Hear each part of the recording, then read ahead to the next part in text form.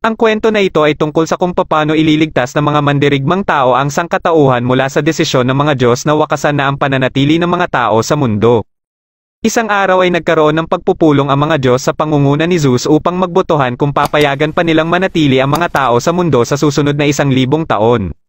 Lahat sila ay bumoto na wakasan na ang pananatili ng mga tao sa mundo, ngunit bago pa ito gawing pinal ni Zeus ay umiksena naman ang Valkyrie na si Brunhilde kasama ang kapatid niyang si Gol. Tumutol siya sa gusto ng mga Diyos at nagbigay ng suhestyon sa kanila na isagawa na lang ang Ragnarok sa pagitan ng mga Diyos at mga tao. Ang labanan na ito ay binubuo ng 13 Diyos at 13 tao at bawat laban ay isa sa isa. Ayon kay Brunhilde na kung manalo ang mga tao sa paligsahan na ito ay dapat silang manatili pa sa mundo. Pero ni minsan ay hindi pa ginaganap ang Ragnarok dahil sa napaka-imposible umano na matalo ng mga tao ang mga Diyos. Para mapapayag ni Brunhilde ang mga Diyos ay inasar niya muna ang mga ito. Dahil alam niya ang ugali ng mga ito ay nagtagumpay siya sa gusto niyang mangyari. Gaganapin naman ang mga laban ng Ragnarok sa Valhalla Arena. Para sa unang laban, ang lalaban sa panig ng mga Diyos ay si Thor at sa panig naman ng mga tao ay ang itinuturing na pinakamalakas na mandirigmang tao na si Lobo. Sa sobrang pagkasabik naman ni Heimdall ay hindi nito mapigilang mapaluha dahil sa wakas ay magagamit niya na din ang kanyang Gjallarhorn bilang hudyat sa pag-uumpisa ng Ragnarok. Matapos niya itong gamitin ay nagsimula ng maglakad papalapit sa isa't isa ang magkatunggali. Unang umatake si Lobo ngunit nasanggalang ito ni Thor gamit ang malaki niyang maso. Umatake ulit si Lobo at sinabayan ito ng atake ni Thor. Pagka-atras ni Lobo ay si Thor naman ang sumugod sa kanya. Dahil sa nasasabayan ni Lobo ang lakas ni Thor ay nagpasya na si Thor na gamitin ang kanyang maso. Noong sinaunang panahon sa lugar ng mga Diyos na tinatawag na Asgard ay mahigpit itong binabantayan ng mga guardian angel at ng matataas na pader dahil sa paulit-ulit na pag-atake ng mga giants na nagmumula sa Jotunheim. Isang araw ay bigla na naman silang inatake ng mga ito. Bagamat nagagawa pa ng mga guardian angel na mapigilan ang mga ito ay may isa sa mga ito ang nagawang masira ang pader. Dito na nakapasok ang mga giants at nagawang matalo ang karamihan sa mga guardian angel. Hanggang sa makarating na mga ito sa kastilyo at dito na nagpakita si Thor. Hinarap nito ang mga kalaban at sa sobrang lakas niya ay madali lang niyang naubos ang mga ito. Pagkapalo ni Thor ng kanyang maso ay akala ng karamihan ay tapos na ang laban ngunit nagulat sila dahil nasanggalang ito ni Lobo at nagawa pa nitong masugatan si Thor. Dahil dito ay napatawa ng malakas si Lobo at hindi pa din makapaniwala ang mga manonood sa kanilang nakikita. Matapos pagmasdan ni Thor ang kanyang dugo ay nanghinayang siya na isang tao si Lobo dahil pwede sana silang maging magkaibigan. Ipinakita naman dito ang araw nung bata pa si Lobo at naglalakbay na para makahanap ng mas malakas pa sa kanya. Sa kanyang paglalakbay ay kinalaban niya ang mga mababangis na hayop na nakakasalubong niya. Dahil sa kanyang ginagawa ay mabilis ding nakilala ang kanyang pangalan. Kahit anong digmaan ang salihan niya ay walang nakakatalo sa kanya dahilan para mas lalong dumami pa ang mga tagasunod niya. Makalipas ang 30 taon ay dito niya na napagtanto na walang tao sa mundo ang kayang tumapat sa lakas niya. Dahil dito ay nawalan na siya ng gana pang mabuhay kaya nagpadakip na lang siya. Nagtaka naman si Zeus dahil sa pagkakaalam niya ay wala pang sandata ang hindi nasira katapos matamaan ng maso ni Thor. Nang makita niya ang mukha ni Brunhilde ay nalaman niya kaagad ang rason. Dahil bago pa man maganap ang laban ay may naisip ng plano si Brunhilde paano matatapatan ang mga sandata ng mga Diyos. Dito ay nagpakita ang iba nilang kapatid sa utos ni Brunhilde bilang nakakatanda sa kanilang magkakapatid. Ito rin ang unang pagkakataon na nagtipon-tipon silang 13 magkakapatid. Pinababa ni Brunhilde ang isa nilang kapatid na si Randgris at sabay namang naglaho ang iba. Plano pala nito na maganyong sandata ang kanyang mga kapatid para gamitin ang napili niyang 13 tao na sasabak sa labanan. Ito din ang espesyal na abilidad ng isang Valkyrie na tinatawag na Divine Treasure Forge o ang Volunder. Ang ginagamit na sandata ngayon ni Lobo ay ang pang-apat sa magkakapatid na si Randgris dahil hango ang pangalan nito sa Shellbreaker. Alam ni Brunhilde na perpekto si Randgris pangontra sa Iron Gloves na ginagamit naman ni Thor para mahawakan niya ng maayos ang kanyang maso. Kung wala na umano ang Iron Gloves na ito ay hindi na magagawang hawakan ng normal ni Thor ang kanyang maso. Kaya gamit si Randgris ay nagawang basagin ni Lobo ang isang bahagi nito. Akala ni Brunhilde ay lamang nasa laban si Lobo ngunit nagulat sila nang biglang mag-init ang maso ni Thor at nakarinig sila na parang tumitibok na puso dito. Nabiyak ito at ang laman nito ay gumagalaw sabay sabi ni Thor dito na nagising ka na din. Dito na ipinaliwanag ni Zeus kay Hermes na ang maling paniniwala ng karamihan tungkol sa Iron Gloves ni Thor. Ayon kay Zeus ay hindi umano proteksyon para sa kamay ni Thor ang gloves kundi proteksyon nito para sa maso para hindi ito masira habang hinahawakan ito ni Thor kapag ito ay natutulog. Tinanggal na din ni Thor ang kabilang gloves dahil hindi na niya ito kailangan pa. Binuhat niya ang maso at pumosisyon para sa kanyang pag-atake. Habang si Brunhilde naman ay natanggap na ang buong listahan ng mga kasali sa labanan sa panig ng mga Diyos. Natakot si Gol nang makita ang listahan ngunit mas nasabik pa si Brunhilde dito. Pati sila Zeus ay nakita na rin ang mga kasali sa panig ng mga tao. Inihagis na ni Thor ang maso niya at nailaga naman ito ni Lobo sabay sumugod naman siya kay Thor pero bago pa siya makaatake kay Thor ay bumalik naman ang maso. Ang paghagis pala ni Thor ng kanyang maso ay hindi para umatake kundi para magkaroon siya ng buwelo para sa gagawin niyang pag-atake na kahit isang beses ay wala pang nakakaligtas dito. Sa sobrang lakas ng atake na ito ni Thor ay nagbigay ito ng napakalakas na pagsabog ngunit nang mawala na ang usok ay nakita ng lahat na nasangga pala ito ni Lobo. Ngunit di nagtagal ay napansin nilang nabali na pala ang mga buto sa paa nito sa sobrang lakas ng atake ni Thor. Napaluhod si Lobo at bigla namang nagtatakbo ang kabayo niya na si Red Hair papunta sa kanya. Nagsisigaw naman ang mga tao bilang suporta kay Lobo. Nagawang makatayo ni Lobo at sumakay siya kay Red Hair. Nagtatakbo ito palibot kay Thor at naghahanda para sa kanyang pag-atake na kayang magpabiyak sa makapal na ulap. Papalapit na siya kay Thor para sa ataking ito at si Thor naman ay naghanda na rin para umatake. Nang magkatamaan ang kanilang mga sandata ay naglikha na naman ito ng malakas na puwersa sa paligid. Ngunit hindi kinaya ng sandata ni Lobo ang lakas ni Thor at nasira ito na siya ding ikinamatay ni Randgris at kasabay ng pagkasira din ng mga braso nito. Sumugod uli si Lobo at dito na siya napaslang ni Thor. Tuwang-tuwa naman si Zeus sa pagkapanalo ni Thor. Nang paalis na sana ng arena si Thor ay bumaba naman ang mga kasamahan ni Lobo at kasama si Red Hair ay sinugod nila si Thor. Hindi nagdalawang isip si Thor na harapin sila dahil ito umano ang iaalay niya sa bago niyang kaibigan na si Lobo. Gusto ng mga ito na samahan ng kanilang pinuno dahil alam na nilang lahat ang sasapitin nila at sa isang atake lang ni Thor ay naubos silang lahat. Tinanong naman ni Gol si Brunhilde kung ano ang sunod na mangyayari kay Randgris at kay Lobo. Sinagot ito ni Brunhilde na para na lang umano silang mga alikabok na palutang-lutang sa kalawakan at wala na ding paraan para sila ay mabuhay muli o kahit maipanganak sa ibang katauhan. Dito na napagtanto ni Gol na kahit kailan ay hindi na nila makikita pa si Randgris. Nagalit ito kay Brunhilde dahil kalmado lang ito at hindi man lang nagpapakita ng kalungkutan sa pagkawala ng kanilang kapatid. Nainis din si Brunhilde dahil hindi nila magagawang talunin ang mga Diyos kung magpapakita sila ng kahinaan sabay iniwan niya si Gol na humahagol-gol sa pag-iyak. Pagkadating nila sa kanilang silid ay pumili kaagad si Brunhilde ng itatapat nila para sa ikalawang laban. Habang si Gol naman ay nagmumukmak pa din sa pagkasawi ni Randgris. Mabilis siyang nakapili at nagulat si Gol sa napili niya. Para sa pangalawang laban ay lalaban sa panig ng mga tao ang pinakaunang tao na nabuhay sa mundo na si Adam. Nang ipapakilala na ang lalaban sa panig ng mga Diyos ay biglang nagpalit sila ng isasabak. Dito na pumasok si Hermes na tumutugtog ng violin at sa likod niya ay si Zeus na siya ng lalaban kay Adam. Nagulat sila Brunhilde pati na rin ang mga Diyos sa biglaang pagsabak ni Zeus sa ikalawang laban pa lamang. Habang nagsasasayaw si Zeus sa tugtog ni Hermes ay unti-unti namang lumalaki ang katawan nito. Hanggang sa ang patpati na Zeus ay naging parang bodybuilder na. Ilang minuto ang nakakaraan ang lalabas na sana si Shiva para sa ikalawang laban ay pinigilan siya ni Zeus. Gusto nito na kunin ang pwesto niya ngunit kaagad niya itong tinanggihan. Hanggang sa gamitin na ni Zeus ang lakas niya dahilan para mapaluhod na lang siya kaya wala na siyang nagawa. Bago mag-umpisa ang laban ay dumating naman ang isa pang kapatid nila Brunhilde na si Regenleaf para maging sandata ni Adam. Nang magkatapat ang kanilang mga kamay ay nagbago na din ito ng anyo at naging isang knuckle duster. Pagkaumpisa ng laban ay unang sumugod si Zeus ngunit nailagan lang ni Adam ang suntok niya. Patuloy ang pag-atake ni Zeus ngunit hindi pa rin ito makatama kay Adam. Hanggang sa gumamit na siya ng kanyang meteor jab ngunit hindi pa din ito umuobra. Kaya ginamit niya na ang kanyang sipa na tinatawag niyang Divine Axe ngunit nailagan pa din ito ni Adam. Bigla namang sumuntok si Adam na ikinagulat ni Zeus dahil sa sobrang bilis at nasugatan siya nito. Si Adam naman ngayon ang patuloy ang walang tigil na umaatake at ginaya pa ang teknik ni Zeus na meteor jab. Nagulat si Zeus dito at nabugbog siya dahil sa sobrang bilis nito ay hindi niya ito mailagon. Katapos ay ginaya rin ni Adam kahit ang Divine Axe na atake ni Zeus. Ayon kay Brunhilde na kaya umano nagagaya ni Adam ang mga atake ni Zeus ay nilikha din si Adam na katulad ng isang Diyos. Kaya lahat din ng mga atake na nakikita nito mula sa Diyos ay kaya nitong gayahin at tinatawag itong divine reflection. Nagpatalon-talon si Zeus palibot kay Adan at biglang sumipa ngunit nailagan na naman ito ni Adam.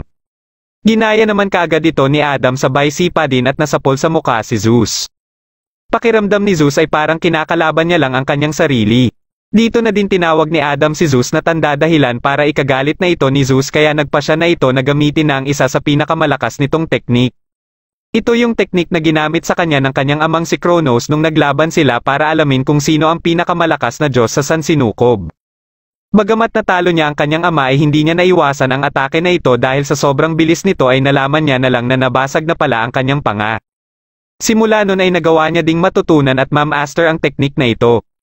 Nang aatake na si Zeus ay parang huminto ang oras ngunit nagawa pa din itong gayahin ni Adam at si Zeus pa rin ang natamaan sa kanilang dalawa. Sa sobrang bilis ng pangyayari ay nagulat na lang ang mga manonood nang makita na nakabulagta na sa sahig si Zeus. Hindi din ito nasundan ni Ares kaya ipinaliwanag na lang ito sa kanya ni Hermes. Nagsigawan naman ang mga tao at kahit si Gol ay napamangha sa ginawa ni Adam. Ipinakita dito ang araw nang naninirahan pa si Adam sa Garden of Eden kasama si Eve at ng mga hayop. Masaya silang naninirahan dito hanggang sa isang araw ay pinagbintangan si Eve ng serpent na kumain ng mansanas na mahigpit na pinagbabawal ng Diyos. Pero ang totoo ay balak sana ng serpent na agawin si Eve kay Adam ngunit hindi ito nagtagumpay. Sa sobrang galit nito ay kinain nito ang mansanas at siyang ginawang ebidensya. Dahil dito ay pinarusahan si Eve at ito ay tanggalin siya sa Garden of Eden. Ilang sandali lang ay may pumasok dito na giant na bigla na lang bumagsak at nakita nila si Adam na papasok din dala-dala ang maraming mansanas. Kinain niya ang mga ito at iniluluwa din kaya hindi makapaniwala ang lahat sa kanyang ginagawa. Katapos ay sinabihan niya si Eve na kung aalis ito ay sasamahan niya ito. Sa galit ng serpent ay nag-transform ito para iligpit silang dalawa ni Eve. Pagka-atake nito ay ginamit niya ang divine reflection at sinundan niya ito ng emulation dahilan kaya kaagad niya itong natalo. Nang inaanunsyo na sana ni Heimdall ang pagkapanalo ni Adam ay bigla naman siyang hinawakan ni Zeus sabay sabing hindi pa umano tapos ang laban. Tinanong ni Zeus si Adam kung ano ang rason niya bakit siya sumali sa labanan gayong hindi naman niya nakikita sa mga mata ni Adam ang galit sa mga Diyos. Sumagot naman si Adam na kung proprotektahan ng isang ama ang kanyang mga anak ay hindi na ito kailangan hanapan pa ng dahilan. Nagsiiyakan naman ang mga tao nang marinig ang mga sinabi ni Adam. Dito na nilabas ni Zeus ang totoo niyang kapangyarihan at nagbago na naman ang katawan nito. Nakaramdam naman kaagad sila Brunhilde ng parang may panganib na mangyayari. Kahit si Adam ay biglang napataas ng kanyang mga kamay bilang paghahanda sa posibleng atake ni Zeus. Biglang sumugod si Zeus ngunit lahat pa rin ng suntok nito ay nakaka-counter pa din ni Adam. Hanggang sa mapagtanto ni Brunhilde ang epekto nito kay Adam sabay na nagdurugo ang ilong nito. Ayon kay Brunhilde ay nasusobrahan na umano ang paggamit ni Adam sa kanyang kapangyarihan para kopyahin lahat ng atake ni Zeus dahil parang unti-unti nang bumibigay ang katawan nito. Pero kahit si Zeus din ay malapit na din sa kanyang limitasyon. Para kay Loki ay parang labanan na lang umano ito ng stamina. Patuloy lang ang kanilang labanan at isa-isa nang nagsisitayuan ang mga manonood dahil sa ganda ng labanan na kanilang nasasaksihan. Sa patuloy na paggamit ni Adam ng kanyang mata ay bigla itong nabulag kaya hindi na siya makasabay sa mga atake ni Zeus. Dahil sa sobrang dami na ng pinsala ang natatanggap niya ay naawa na sa kanya ang kanyang asawa at mga anak at pati na din ang mga tao. Ilang sandali lang ay sinadya ni Adam na magpatama para mahawakan niya ang buhok ni Zeus. Nagpalitan silang dalawa ng malalakas na suntok ngunit walang may gustong sumuko sa kanila. Hanggang sa mabitawan na nila pareho ang isa't isa at naiwan na nakatayo si Adam habang si Zeus naman ay nakaluhod na at bumalik na din ang katawan nito sa normal na anyo. Akala nila ay panalo na si Adam nang sabihin ni Zeus na tapos na ang laban ngunit napagtanto nila na hindi na humihinga si Adam. Kahit ganun pa man ay namangha pa rin si Zeus sa ipinamalas nito. Kahit na dalawang sunod na ang talo sa panig ng mga tao ay taas noo pa rin sila dahil sa nasaksihan nilang laban ni Adam. Tinanong naman ni Gol si Brunhilde kung bakit namatay pa rin si Regenleaf kahit na hindi naman ito nasira. Ipinaliwanag naman ito ng isa nilang kapatid na si Rhys. Ayon sa kanya ay kapag maisagawa na ang teknik na ito ay nagiging isa na ang tao at ang Valkyrie at dahil dito ay kung ano ang kinahinatnan ng tao ay siya din ang mangyayari sa Valkyrie. Biglang nakatanggap si Brunhilde ng mensahe sa kung sino ang susunod na lalaban mula sa panig ng mga Diyos at ito ay si Poseidon. Habang pumipili si Brunhilde sa itatapat niya kay Poseidon ay dumating naman si Kogera at siya na mismo ang nagpili sa kanyang sarili para sa susunod na lalaban. Nagtaka sila na isa itong matanda dahil sa pagkakaalam nila ay kapag pinadala ang kalahok para sa Ragnarok ay bumabalik ito sa pinakamalakas na anyo nito kahit pagaano na ito katanda noong ito ay pumanaw. Ayon kay Kojira ay katapos niyang pumanaw ay hindi pa rin siya tumigil sa pagpapalakas kaya ang kasalukuyang anyo niya umano ang siyang pinakamalakas at ikinatuwa naman ito ni Brunhilde nang marinig niya ito. Dahil si Poseidon ang lalaban sa panig ng mga Diyos ay napapalibutan naman ng tubig ang arena. Nagsimula na itong maglakad papasok ng arena at biglang nagtahimik ang arena dahil sa nakakatakot na presensya nito. Pumasok na din si Kojira na kalmado lang habang nakasakay sa bangka. Nagulat silang lahat nang mapakalma ni Kojira ang daluyong ng tubig gamit ang kanyang espada. Kahit ang kilalang magagaling na swordsman ay napaluha sa kanyang ginawa. Nang inanunsyo na ang pagsisimula ng laban ay wala muna sa kanila ang nagsimulang umatake. Kahit ang mga manonood ay nagtataka dahil sa matagal na silang nakatayo lang at walang may gustong maunang umatake. Pinagpapawisan na si Kojira dahil maraming beses na pala siyang sumugod sa kanyang imahinasyon ngunit palagi siyang nako-counter ni Poseidon. Sa 18 iba't ibang klase ng atake na ginawa niya sa kanyang imahinasyon ay patay siya kaagad. Nabanggit naman ni Gol na para sa kanya ay si Poseidon ang pinaka nakakatakot sa 12 Diyos ng Olympus. Dito na sinabi ni Brunhilde na katulad sa bilang nilang Valkyrie ay 13 din dati ang Diyos ng Olympus. At ang isa sa kanila ay pinatay ni Poseidon na si Adamas na nakakatanda nilang kapatid. Hindi umano matanggap ni Adamas na si Zeus ang kinilalang pinakadakila sa mga Diyos. Kaya isang araw ay nagplano ito na paslangin si Zeus at kinausap niya si Poseidon para hikayatin ito na sumama sa kanyang pinaplano. Hindi niya napapayag si Poseidon at ininsulto pa siya nito kaya nagalit siya dito at inatake niya ito ngunit mabilis lang din siyang pinaslang ni Poseidon. Simula ng araw na yon ay binago na ang kasaysayan at ginawang 12 na lang ang Diyos ng Olympus. Ayon din kay Hermes na ang mas nakakatakot pa kay Poseidon ay nung sinabi nito na si Adamas ay hindi kailanman nabuhay ay walang kahit isa ang tumutol dito. Nagulat silang lahat nang maupo na lang si Kojira dahil sa hindi niya na alam ang gagawin niya. Nung nabubuhay pa siya ay ni minsan ay hindi pa siya nanalo sa isang laban. Naging estudyante siya sa dojo ni Master Sigan para matutunan ang paghawak ng espada. Dahil late na naman siyang pumasok ay nakipag-sparring sa kanya ang pinakamagaling na estudyante na si Kagekatsu para turuan siya ng leksyon. Ngunit nang mabitawan niya ang kanyang wooden sword at nang matatamaan na siya ni Kagekatsu ay bigla siyang nag-surrender. Dahil sa ginagawa niyang ito ay iniisip tuloy ng iba na hindi siya tunay na mandirigma at hindi mag-i-improve sa paghawak ng espada. Habang nasa kagubatan siya at nag-iisip paano tatalunin si Kagekatsu ay napansin niya ang isang kuneho at ginaya ito. Dito na siya nagpasya na huhubugin niya ang kanyang katawan sa pagkain ng mga karne bilang parte ng kanyang pagsasanay at pag-aaralan din ang galaw ng mga mababangis na hayop. Makalipas ang 6 na buwan ay bumalik siya sa dojo at nagulat sila Kagekatsu nang makita ang malaking pinagbago sa kanyang katawan. Dahil dito ay hinamon siya ni Kagekatsu ngunit tinanggihan niya ito. Pagkatalikod niya ay bigla siyang inatake nito ngunit nagulat na lang ito sa kanyang ginawa at biglang napaluhod. Dumating dito si Master Sigan at hinamon niya ito sa sparring. Kaya dito niya na din na-imagine kung anong klase itong halimaw. Katapos ng araw na iyon ay hindi na siya nagpunta pa ng dojo kaya makalipas ang ilang taon ay binisita siya ni Master Sigan. Pagkapasok nito sa kanyang bahay ay naramdaman kaagad nito ang matinding pagsasanay na ginagawa niya dito. Naramdaman din nito na nagawa niya ng malampasan ito. Makalipas lang din ang ilang araw ay naglakbay siya para kalabanin ang mga magagaling na swordsman at patuloy pa din ang sunod-sunod niyang pagkatalo. Kahit si Master Kamizumi na isa ding kilalang Master Swordsman ay hinamon din niya. Hanggang sa dumating na ang araw na binansagan na siyang the greatest loser. Dahil hindi niya na din magagawang umayaw pa na katulad ng ginagawa niya nung nabubuhay pa siya ay tumayo siya ulit para umpisahan na ang kanyang pag-atake. Sinugod niya si Poseidon at nailagan lang ang kanyang pag-atake. Nang i-counter na siya ni Poseidon ay mabilis niyang napabaliktad ang talim ng kanyang espada kaya naka-atake siya ulit pabalik. Tinatawag ang atake niyang ito na Sabomegeshi kaya naalala tuloy ni Musashi ang araw nang ginamit ito sa kanya ni Kojira. Nagustuhan ni Kojira ang hawak niyang espada na ang Valkyrie naman na si Rist. Naglakad si Poseidon papalapit kay Kojira at ginamit niya ang isa niyang atake subalit kahit sa sobrang bilis nito ay nagagawa pa rin ni Kojira na ilagan ang mga ito. Akala ni Gol ay katulad ito ng mga mata ni Adam ngunit ayon kay Brunhilde ay hindi umano nakikita ni Kojira ang mga atake ni Poseidon. Kaya niya umano naiilagan ito ay dahil sa karanasan niya laban dito. Kahit na palagi siyang natatalo ay paulit-ulit siyang nagsasanay gamit ang imahinasyon niya ng mga dating nakalaban niya. Kaya simula ng pagpasok pa lang ni Poseidon sa arena ay pinag-aralan niya na kaagad lahat ng katangian nito mula sa paglakad, paghinga at mga galaw nito.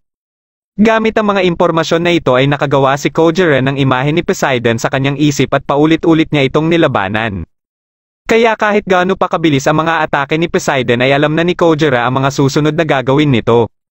Ito umano ang totoong kapangyarihan ni Kojira na tinatawag na Senju Musou. Biglang sumipol si Poseidon at katapos ay pumosisyon ito para umatake.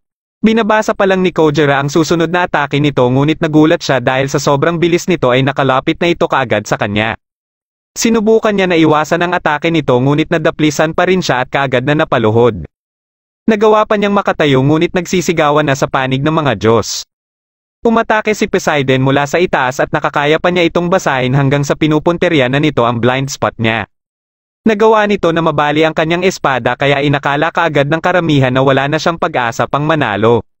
Ilang sandali lang ay pinulot niya ang naputol mula sa kanyang espada at nagawa niya itong maging dalawang bagong espada.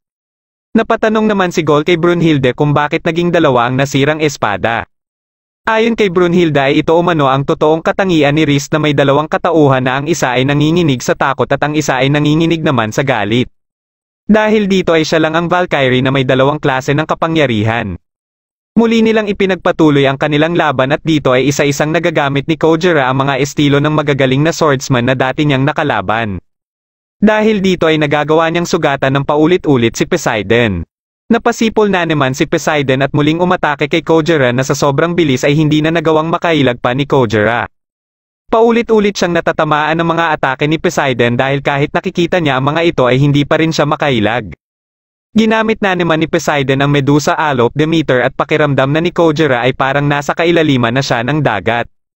Naramdaman niya ang kanyang mga kasamahan na patuloy pa rin na sumusuporta sa kanya. Naniniwala silang lahat na hindi pa nailalabas ni Kojira ang totoo niyang lakas. At hindi nabigo ang mga ito dahil lahat na ng atake na ginagawa ni Poseidon ay madali na lang niyang naiilagan hanggang sa magawa niya ng makalapit kay Poseidon. Kaagad niya itong inatake at nagawa niyang maputol ang isang braso nito.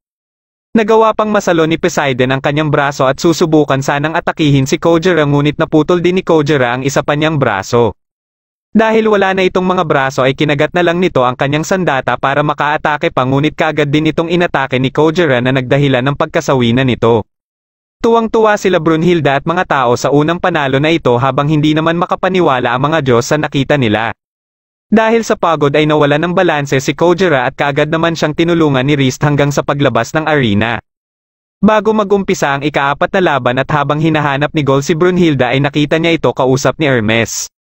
Nang tanungin niya ito tungkol sa kung ano ang pinag-usapan nila ay sinagot siya na wala lang umano iyon. Alam ni Brunhilde na hindi papayag ang mga Diyos na matalo sa magkasunod na laban. Sigurado umanong gagawa ang mga ito ng paraan para manalo sa ikaapat na laban. Nang napatanong si Gol kung sino kaya ang posibleng isalang ng mga Diyos sa ikaapat na laban ay biglang dumating si Hercules at sinagot si Gol. Malapit pala si Hercules sa mga Valkyrie at malaki din ang respeto ni Brunhilde sa kanya. Habang paakyat si Hercules ay kinausap siya ni Loki dahil sa pakikipag-usap nito sa mga Valkyrie. Nilinaw ni Hercules kay Loki na hindi umano siya sang-ayon sa pagtanggal ng mga tao sa mundo. Ngunit dahil sa kasali siya sa Ragnarok ay hindi pa rin siya magpapatalo dito. At kung manalo siya ay magpepetisyon siya na isalba ang mga tao. Nalilito si Loki kung kanino ba pumapanig si Hercules ngunit ayon naman kay Hercules ay nasa panig siya palagi kung saan ang tama.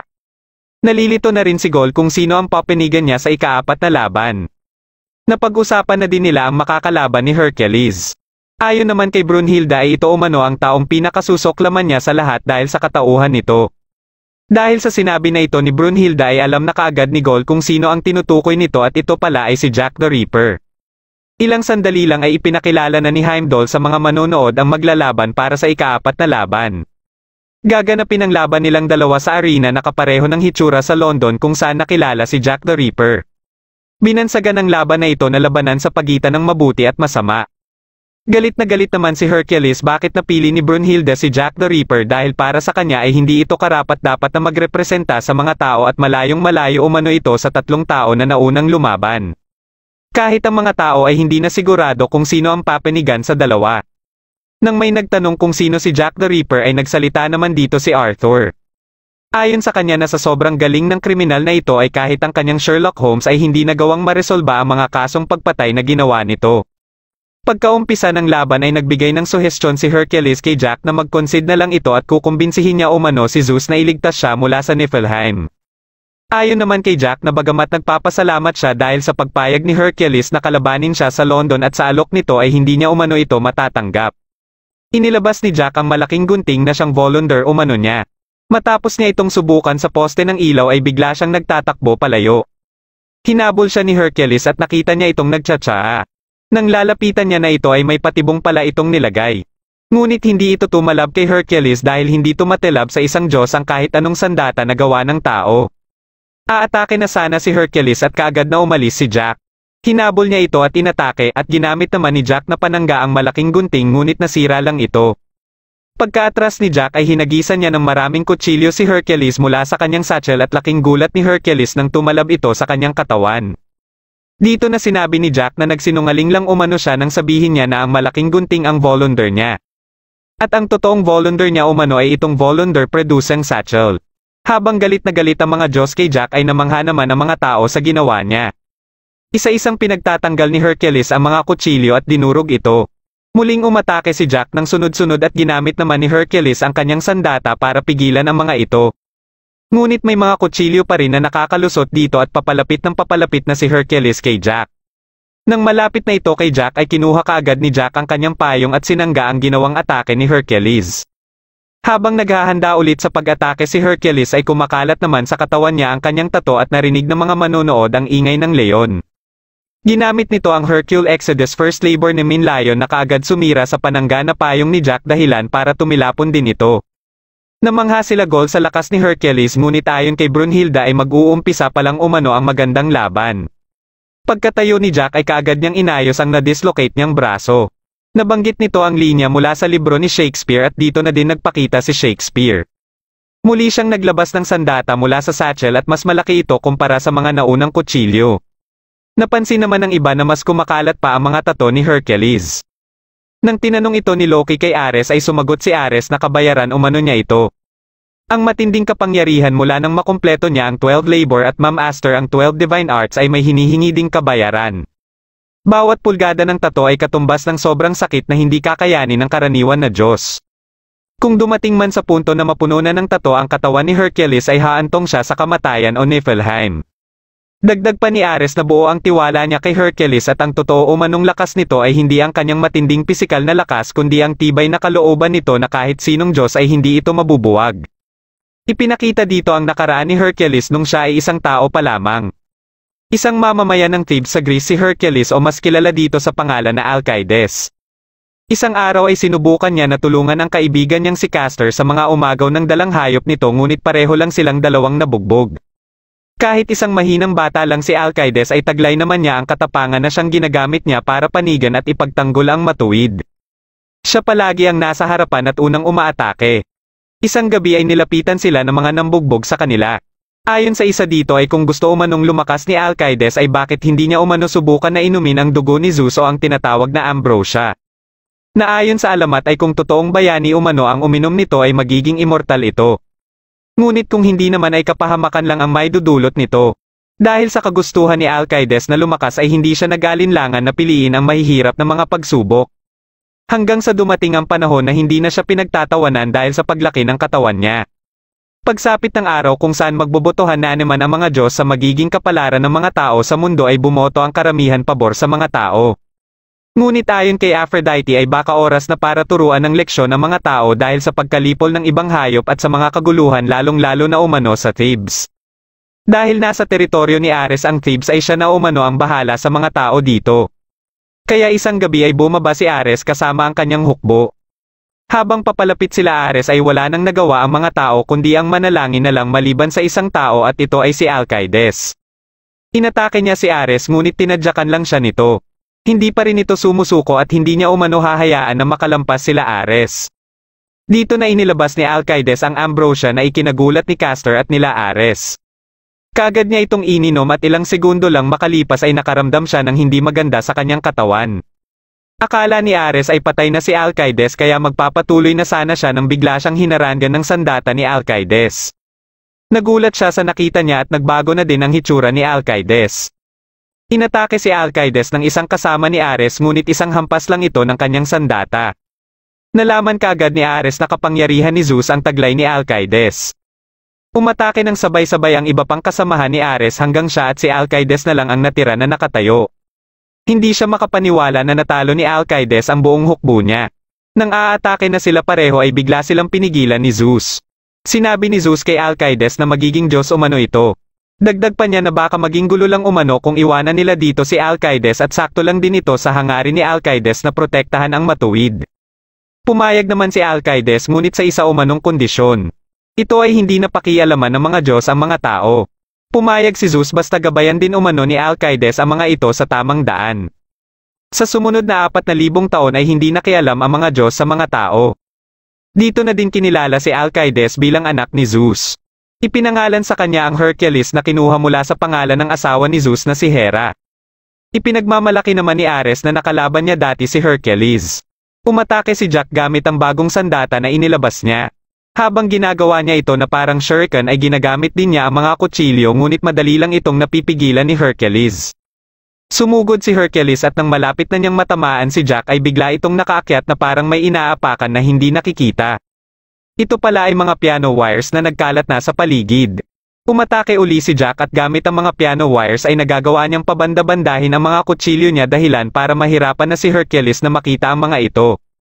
Parang hindi na kinakaya ni Gol na manood pa at nandito naman si Castor para suportahan si Hercules. Ginamit ni Hercules ang Hercule Exodus 6 labor na Stymphalian bird dahilan para bumalik kay Jack ang mga kutsilyo. Nang mahulog ito ay natamaan din ang kanyang monocle kaya nasira ito. Nakita dito ang kanyang mata na kulay pula at nakikita niya ang kulay sa katawan ni Hercules at namamangha siya dito. Tinanong niya si Hercules kung anong kulay ang gusto nitong maging kapag mamatay na umano ito. Napakanta si Jack ng London Bridge at nagulat dito si Hercules. Ipinakita naman dito ang nakaraan ni Jack the Ripper. Nung 12 taong gulang siya habang naghahanap ng makakain sa basurahan ay tinadyakan siya ng may-ari nito. Gamit ang isang mata ni Jack ay nakikita niya ang emosyon ng tao kaya nalalaman niya kung paano ito mauuto. Dahil nauto niya ang may-ari ay mas marami ang nadala niyang pagkain. Dinala niya ito sa kanyang ina na si Mary at pagkadating niya sa tinutuluyan nila ay naabutan niya ito na malungkot matapos hindi bayaran ng tama ng kliyente nito. Niyakap siya nito at kaagad na ginamot ang kanyang sugat. Natutuwa si Jack habang pinagmamasdan ang emosyon ng kanyang ina na para sa kanyang interpretasyon ay nagpapahiwatig ng pagmamahal. Habang nagbabasa siya sa hagdan ay kinausap siya ng babae na si Anne. Ayon kay Anne ay hindi niya umano maintindihan si Mary kung bakit binuhay nito si Jack. Dahil sa naunang 5 beses na pagbubuntis nito ay hindi niya ito binuhay. Ngunit sa hindi malamang dahilan ay binuhay niya ang ika-6 na si Jack. Akala ni Anne ay miserable ang buhay ni Jack ngunit para naman kay Jack ay siya na umano ang pinakamasayang tao sa mundo. Isang araw habang papauwi si Jack ay tuwang-tuwa ito sa kesong dala niya para sa kanyang ina. Pagkadating niya ng bahay ay naabutan niya naman itong humahagulgol. Ayon kay Anne ay dahil umano ito sa nakita nito sa dyaryo na ikakasal na ang lalaking hinihintay nito. Nangako ang lalaking ito kay Mary na babalikan siya nito kapag magtagumpay na ito sa kanyang pangarap. Nang huminto na sa pag-iyak si Mary ay sinubukan ni Jack na painumin ito ng tubig. Ngunit nagalit lang ito at nasabi ni Mary na sana ay hindi na lang umano niya ipinanganak si Jack. Napaiyak si Jack at pinagtatanggal ni Mary ang mga libro dahilan para matamaan si Jack sa ulo at masugatan ito. Dito na napagtanto ni Jack na ang emosyon na nakikita niya sa kanyang ina ay hindi pala para sa kanya. Ibang kulay na din ang nakikita niya sa kanyang ina at ito ang kulay na karaniwang nakikita niya sa mga taong nandidiri sa kanya. Sinakal niya ang kanyang ina sabay sabing papakawalan niya umano ito sa nararamdaman nito. Biglang nag-iba na naman ang kulay nito at sa isip-isip ni Jack ay baka ito yung kulay ng pagkatakot.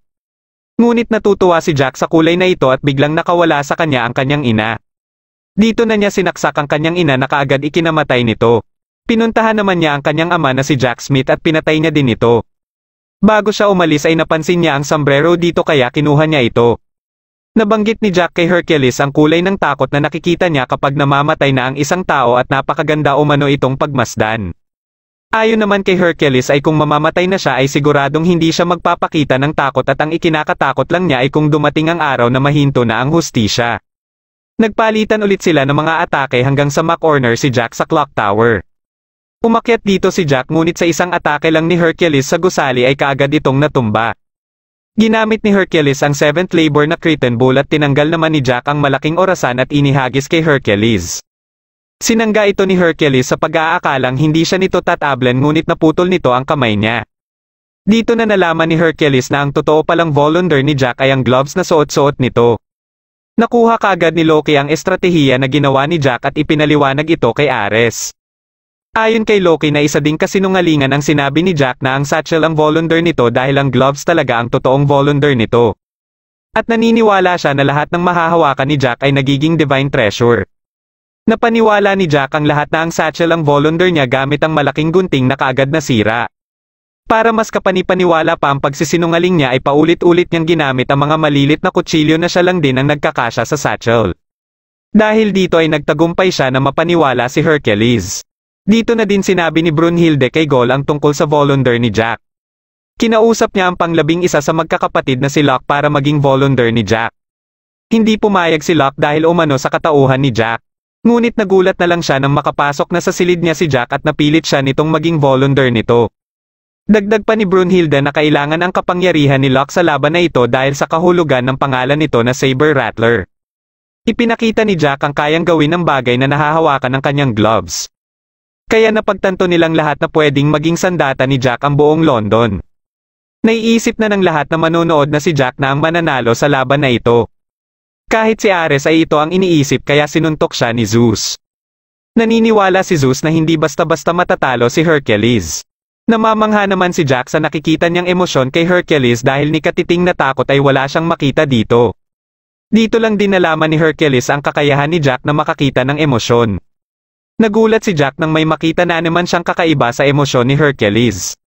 Habang pinagmamasdan ito ni Jack ay sinabi ni Hercules na aminado siya sa mga maling gawain ng mga tao at napapairal ng mga ito ang maling emosyon. Inisa-isa ito ni Hercules ngunit gayunpaman ay mahal niya pa rin ang mga tao. Napagtanto ni Jack na kapareho pala ang emosyon na ito ni Hercules sa nakikita niya dati sa kanyang ina. Inihagis ni Hercules ang kanyang sandata at ginamit na nito ang 12th labor Cerberus. Ayon kay Zeus ay napakalakas ng labor na ito kaya matindi din ang kabayaran nito. Mahihinto lang ito kung matalo na ang kalaban o kaya tuluyan na nitong lamunin si Hercules. Kaya kailangan na matapos kaagad ni Hercules ang laban. Umatake na si Hercules at ginagawa naman ni Jack na divine treasure ang mahahawakan nito para ibato kay Hercules. Ngunit sa lakas na ni Hercules ay madali niya lang nadudurog ang mga ibinabato ni Jack. Ginamit ni Jack ang takip ng imburnal para panangga ngunit tumagos pa rin ang kamao ni Hercules kaya natamaan pa rin siya. Sinubukan ni Jack na umakyat sa isang gusali ngunit hinabol siya ni Hercules at sinuntok. Nang matanggal niya ang nakatusok sa kanya ay ginawa niyang divine treasure ang kanyang balabal at ginamit ito para putulin ang gusali. Habang pabagsak kay Hercules ang gusali ay lumusot si Jack dito gamit ang mga bintana. Nabagsakan ng gusali na isa na ding divine treasure si Hercules. Matapos magsisigaw ni Castor at Ares ay biglang bumangon si Hercules. Tuwang-tuwa na napapaiyak naman ang mga tao at mga Diyos sa pagbangon nito. Dahil sa emosyon ni Hercules ay natawa si Jack na ikinagulat naman ni Hercules. Nagpasalamat si Jack kay Hercules dahil nalaman niya na peke pala umano ang pagmamahal ng kanyang ina. Hindi din niya akalain na napakaganda pala talaga ng kulay ng emosyon ng totoong pagmamahal. Gusto ni Jack na palitan ang kulay ng emosyon ni Hercules sa kulay na gusto umano niya kaya hinamon siya ni Hercules na subukan umano nitong palitan ang kanyang kulay. Muling naglaban ang dalawa at nararamdaman na din ni Brunhilde ang nalalapit na pagtatapos ng laban na ito. Sa lakas ng suntok ni Hercules ay nasira nito ang panangga ni Jack kaya napurohan ito sa tiyan.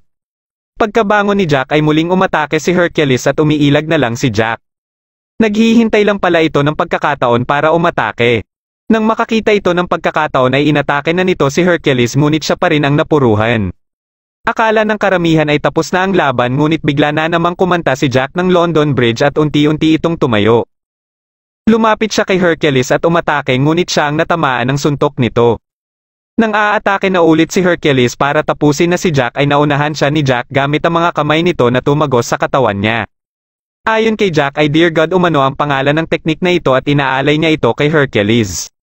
Akala ni Hercules ay hinawakan lang ni Jack ang sugat nito sa tagiliran para mapigilan ang pagdugo ngunit plano pala nito na punuin ng dugo ang mga gloves nito para gawing divine treasure.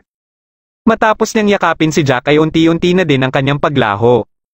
Habang gulat na gulat naman ang lahat sa nakikita nila. Bago pa tuluyang maglaho si Hercules ay humingi ito ng tawad kay Jack na nasigawan niya ito. Ipinaubaya niya na din kay Brunhilda ang kapakanan ng mga tao. Nanalo sa laban na ito si Jack at bumalik na din sa anyong tao si Locke. Pagkalabas ni Jack ay pinagbabato siya ng mga Diyos. Ito din sana ang gagawin ni Castor ngunit naalala niya ang mga sinabi ni Hercules. Nang paalis na si Brunhilda ay sinabihan siya ni Gaul na kung masaya na ba umano siya na napatay ng isang mamamatay tao si Hercules. Sumagot si Brunhilda na walang maidudulot na maganda kung magpapadala sila sa emosyon. At kailangan gawin ng isang Valkyrie ang dapat nitong gawin. Katapos ay iniwan na naman niya si Gaul na humahagol-gol. Pumunta siya sa silid kung saan siya nagbibigay respeto sa mga namatay na kalahok na tao. Isinama niya dito si Hercules at alam niya na mapapatawad siya nito. Dito niya na inilabas ang totoo niyang nararamdaman at kung matapos na umano itong lahat ay magkakasama din sila kung nasaan man si Hercules. Iyak nang iyak pa din si Ares at hindi na din napigilan ni Zeus ang nararamdaman nito. Habang sa waiting room naman ng mga kalahok na tao ay nanonood si Soji na isa ding kalahok sa Ragnarok kasama si Isami. Kinausap ni Loki si Buddha tungkol sa Volunder dahil nagtataka umano siya sa taglay na lakas nito. Imposible namang hayaan ng mga Diyos na magkaroon ng ganitong kapangyarihan ang mga demigod. Kaya naalala niya ang isang paraan para maging posible ito at ito ay nasa spiritual realm umano ni Buddha. Dahil sa ginagawa ng Valkyrie at tao na mapag-isa sila at tanggapin ang magiging kapakanan ng bawat isa ay nagagawa nito na mapalabas ang buong pisikal at spiritual na lakas ng mga ito.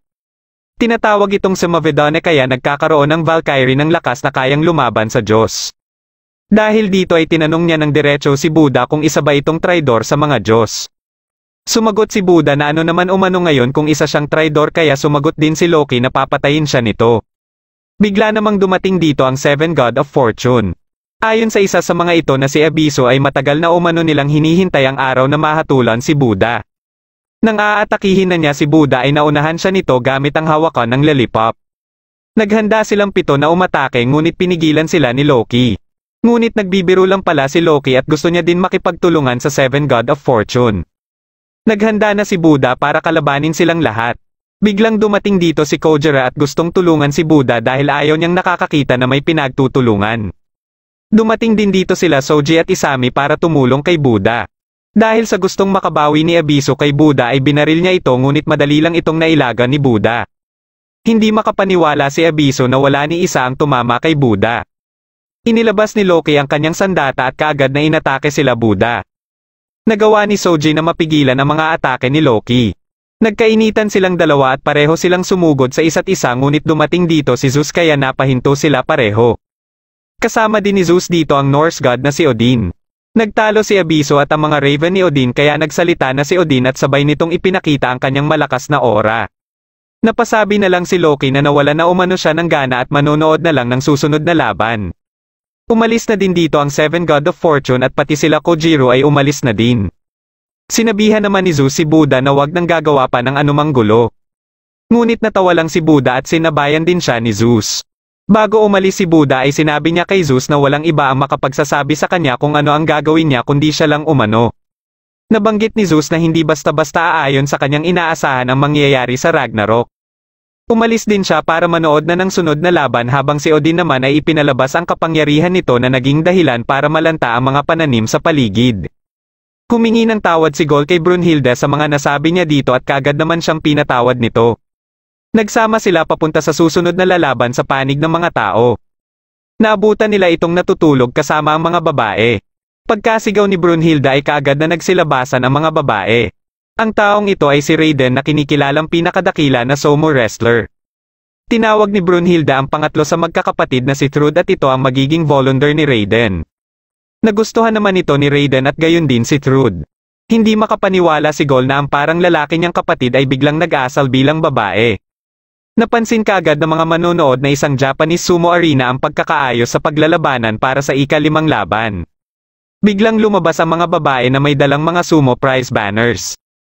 Inumpisahang ipakilala ni Heimdall si Raiden at habang papalabas ito ay nasa paligid naman ang mga kilalang sumo wrestler para suportahan si Raiden. Ipinakilala na din ni Heimdall ang lalaban para sa panig ng mga Diyos at ito naman ay ang Indian God of Destruction na si Shiva. Nasa paligid din ng mga Diyos ang mga asawa at anak ni Shiva para suportahan siya. Nagulat siya nang makita ang pinagpapawisan na hayop na may daladalang asin. Ngunit nalaman niya kaagad na isa itong ritual sa sumo wrestling. Kumuha si Raiden ng asin at inihagis itong lahat. Matapos niyang isagawa ang ritual ay kaagad siyang umatake kay Shiva. Nagulat si Shiva sa bilis ni Raiden at natamaan kaagad siya sa mukha ng sipa nito. Umatake ulit si Raiden at natamaan ulit siya ng suntok nito. Gusto nang tapusin ni Raiden ang laban sa sunod niyang atake ngunit nasangga ito ni Shiva. Hinawakan siya ni Shiva at gamit ang dalawa pa nitong kamay ay nabawian naman siya ng suntok sa dibdib. Ipinakita dito ang panahon nung bata pa si Raiden o tinatawag siya dito sa pangalan na Tarokichi. 3 taong gulang na siya ngunit hindi pa rin siya nakakalakad kaya hindi ito maintindihan ng kanyang mga magulang. Isang araw ay nakita nila na pinipilit ni Tarokichi na makatayo. Natuwa sila sa nakikita nila ngunit nang sinusubukan na nito na lumakad ay biglang nagkabali-bali ang mga buto nito. Ito ay dahil umano sa sobrang lakas ng mga kalamnan niya ay nadurag nito ang kanyang mga buto. Sa tulong ng kanyang mga magulang ay araw-araw niyang sinubukan na makatayo. Mas lumaki pa ang kanyang mga kalamnan at para mapigilan ito ay lumikha ang kanyang katawan ng panibagong kalamnan at dito nabuo ang tinatawag na 100 Seals. Pinakawalan ni Raiden ang nagwawala niyang mga kalamnan. Dito niya na rin ginamit ang Volunder niyang si Trude kaya nakontrol niya ito. Ayon kay Brunhilde na ang Volunder ni Raiden ay ang supramuscular exoskeletal sumo belt. Dahil sa 100 Seals ay napipigilan nito ang abnormal nitong kalamnan kaya hindi din ito mapalabas ang buo niyang lakas. Nagulat si Gol na si Raiden pa rin ang pinakamagaling na sumo wrestler kahit na hindi pa pala nito nalalabas ang buo nitong lakas. Ayon kay Brunhilde na sa tulong ng Volunder ay magagamit na ni Raiden sa unang pagkakataon ang kanyang buong lakas. Umatake si Raiden at sinubukan itong pigilan ni Shiva ngunit tumilapon lang siya sa sobrang lakas ni Raiden. Muling umatake si Raiden gamit ang Kiko Ichimonji at napabagsak nito si Shiva. Tuwang-tuwa naman ang mga nakakakilala kay Raiden dahil nasisilayan na nila ang laban nito gamit ang buo nitong lakas. Ginamit ni Raiden ang Dokijizo ngunit matibay din pala ang bungo ni Shiva. Nagkaroon si Shiva ng pagkakataon para umatake at napaatras niya si Raiden. Si Shiva naman ang sumugod at pinagsusuntok si Raiden. Akala ng iba ay normal na suntok lang ito ngunit ayon kay Tanika ay para umano itong mga kanyon sa sobrang lakas. Nang matamaan si Raiden sa tiyan ay napaluhod ito ngunit nahawakan pala nito ang isang kamay ni Shiva. Nanlaki ang mga braso ni Raiden at nagawa niyang madurog ang kamay ni Shiva. Kaagad siyang sinipa ni Shiva bago pa niya ito maputol. Ayon kay Brunhilde ay dahil sa nakokontrol na ni Raiden ang mga kalamnan nito ay inilipat niya ito sa kanyang mga kamay kaya mas lumakas pa ang mga ito. Namamangha si Raiden sa mga nagagawa niya sa kanyang mga kalamnan. Ayon kay Brunhilde ay nasasaksihan nila ngayon ang buong lakas ni Raiden na kahit si Raiden ay hindi pa ito nakikita. Sa tulong ng pangatlong Valkyrie na si Trude na may ibig sabihin sa pangalan nito na Mighty One. Habang nagsasaya ang mga tao ay nag-aalala naman ang ibang mga Diyos. Ngunit kampante naman ang mga mas nakakakilala kay Shiva na mananalo ito. Pinagsisigawan nila ang pangalan ni Shiva kaya mas ginanahan pa ito. Umatake siya kay Raiden ngunit hindi siya makatama. Ayon kay Hermes ay nawalan umano ito ng balanse dahil sa pagkakadurag ng isa nitong kamay. Muling umatake si Shiva at na-counter siya ni Raiden ngunit umatake siya ulit at naramdaman ni Raiden na mas bumibigat ang suntok nito. Paulit-ulit silang naguntugan at dahil muling naramdaman ni Shiva ang pag-iinit niya ay naalala niya ang mga panahon na kasama pa niya ang matalik niyang kaibigan na si Rodra. Ipinakita dito ang mga panahong kasama pa ni Shiva si Rodra. Sa lugar nila ay wala pang kinikilala na pinakamalakas. Habang si Shiva ang kinikilalang God of Destruction ay si Rodra naman ang God of Tempest. Palaging nagsasanay si Rodra habang si Shiva ay parelax-relax lang. Ngunit minsan ay sinasabayan din siyang sumayaw ni Rodra. Biglang may dumating dito para humingi ng tulong sa kanila dahil may nanggugulo umano sa nayon nila. Pagkadating nila sa kanilang nayon ay kaagad nilang binugbog ang mga nanggugulo dito. Pagkatapos ng labanan ay sinabi ni Rodra kay Shiva na mayroon umano siyang pangarap. Nang marinig ni Shiva ang salitang pangarap ay natawa siya dito dahil para umanong tao si Rodra. Gusto ni Rodra na tumayo sa pinnacle ng India at subukan ang kanyang kakayahan bilang Diyos. Gusto din niyang makita ang tanawin na hindi pa nakikita ng Cinnamon. Hindi dito interesado si Shiva ngunit dahil natutuwa siyang kasama si Rodra ay sasamahan niya ito. Para masubukan ang kanilang mga sarili ay inumpisahan na nilang kalabanin ang mga kilalang malalakas na Diyos sa kanilang lugar. Sa dami ng kanilang mga tinalo ay nakuha nila ang respeto ng karamihan. Sa bawat Diyos na natatalo nila ay kinukuha ni Rodra ang mga pangalan nito. Nakalaban din nila ang India's greatest deities at pareho nilang itong natalo. Kinalaban naman ni Rudra ang God of Lightning na si Indra at matagumpay siyang natalo ito. Pati sila Brahma at Vishnu ay nagawa din nilang matalo. Nang makarating na sila ng pinnacle ng India ay hinamon naman ni Rudra si Shiva sa isang laban. Ayon kay Rudra ay isa lang umano ang dapat kilalanin na pinakamalakas at gusto din niyang malaman kung sino ang mas malakas sa kanila ni Shiva. Alam ni Shiva na hindi na mababago ang isip ni Rudra kaya naglaban silang dalawa. Naririnig ng ibang Diyos ang tinig ng kanilang labanan. Dumating sa punto na palagi nang natatamaan ni Shiva si Rudra ngunit hindi pa rin ito sumusuko.